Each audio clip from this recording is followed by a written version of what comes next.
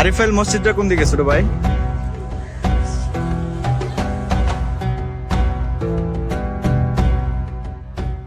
আরিফাইল মসজিদ বাংলাদেশের একটি ঐতিহাসিক স্থাপত্য যার অবস্থান ব্রাহ্মণবাড়িয়া জেলার সরাইল উপজেলার আরিফাইল গ্রামে।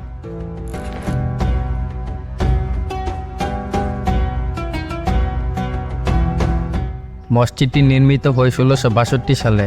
স্থানীয় জনশ্রুতি অনুসারে দরবেশ শাহ আরিফ এই মসজিদটি নির্মাণ করেন এবং তার নাম অনুসারেই এই মসজিদের নামকরণ করা হয়।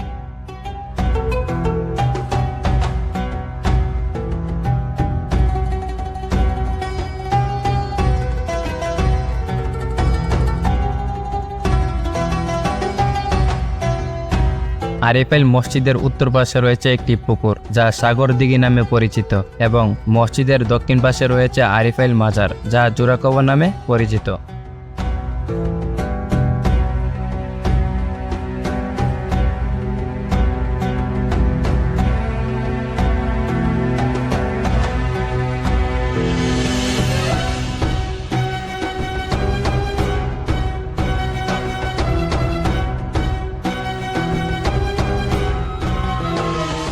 মুঘল ইতিহাসের সাক্ষী হয়ে দাঁড়িয়ে আছে আরিফাইল শাহী জামে মসজিদ। মসজিদটি দেখতে অনেকটা তাজমহলের মতো বলা যায়।